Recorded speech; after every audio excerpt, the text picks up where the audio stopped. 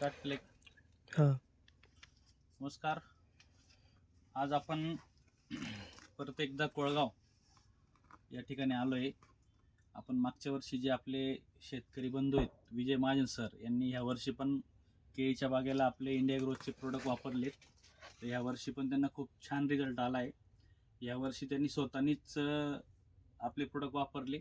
मागच्या वर्षी त्यांना गायडन्स आपण दिला होता, पण ह्या वर्षी त्यांनी ऑलरेडी त्यांना बऱ्याचशा गोष्टी क्लिअर झाल्यामुळे त्यांनी पहिल्यापासून आपली ट्रीटमेंट घेतली. तर त्यांनाच विचारू आपण त्यांना काय रिझल्ट आला आहे. नमस्ते सर. नमस्कार. तुमची ओळख करून द्या सर परत एकदा. मी विजय बळवंत महाजन, मुक्काम मोठ्याने पोस्ट बोला कोडगाव, तालुका भडगाव, जिल्हा जळगाव. तर आम्ही ही केळी 29 ऑगस्टला लावलेली आहे आणि लावताना आपण सर्व खोड लावलेलं आहे. जसं शेतकरी म्हणतात की रोप लावल्यानंतर त्याचा रिझल्ट चांगला येतो, व त्याची सेटिंग चांगली होते, फ्लॉवरिंग चांगली होती किंवा झाडाचा बुंदा वगैरे चांगला बनतो, पानांची साईज चांगली येते. तर आपण तसाच एक थोडासा वेगळा प्रयोग केलेला आहे की रोप न लावता आपण केळीचं खोड लावलेलं आहे, ते पण दुबार लावलेलं आहे, एक्याचं नाही लावलेलं आहे. म्हणजे समोरच्या शेतकऱ्याने खोड लावलेलं होतं की एक्याचं, आणि त्याच्यापासून आपण घेतलेलं आहे दुबारचं लावलेलं आहे. तर त्याचा सुद्धा आपण एखाद्या याच्याप्रमाणे काय म्हणतो, रोप जसं असतं त्या पद्धतीने आपला आज हा मळा सेटिंग झालेला आहे. आज कम्प्लीट 5.5 महिन्याचा मळा झालेला आहे आपल्याला एकंदरीत. तर त्याला आजपर्यंत आपण फक्त रासायनिक खताचा बेसल डोस म्हणून एकच दिलेला आहे, आणि बाकीचं इंडिया अग्रोचे प्रॉडक्ट आपण वापरतोय. सध्या तरी अजून तुर्तास याला कोणतीच फवारणी किंवा इंडिया अग्रो सोडून काहीच केलेलं नाही आहे, आणि काही दुसरं पण दिलेलं नाही. आता थोडंसं पुढे निसवणीसाठी आपण काहीतरी करू, पण मला नाही वाटत की याला दुसरं काही द्यायची गरज आहे बा. पण काहीतरी आपण खाद्य म्हणून त्याला काहीतरी सोडलं पाहिजे. या हिशोबाने थोडंसं काहीतरी वेगळं अजून इंडिया ॲग्रोच्या प्रोडक्टच्या माध्यमातून आपण थोडं काहीतरी वेगळं करण्याचा प्रयत्न करणार आहे. ओके.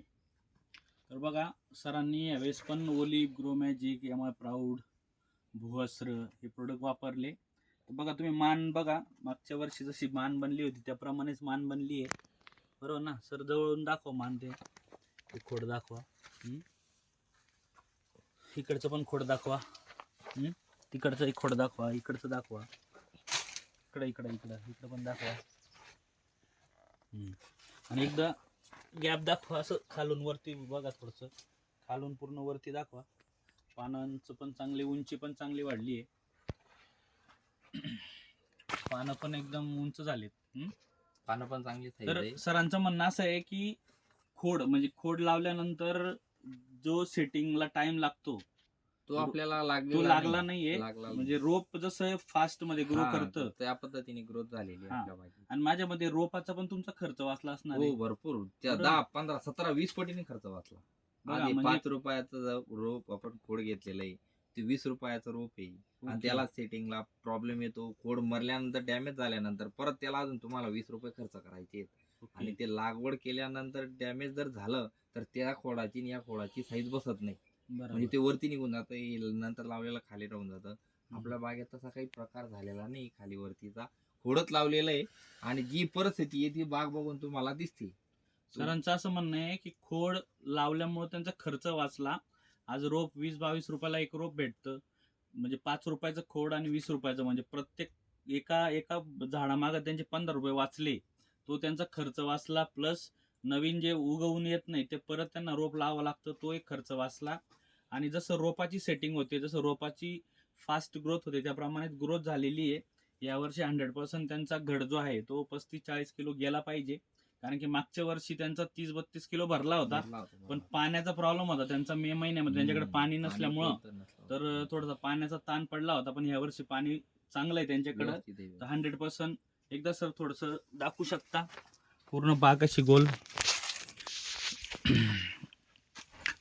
सगळी बाग तुम्ही बघू शकता टोटल.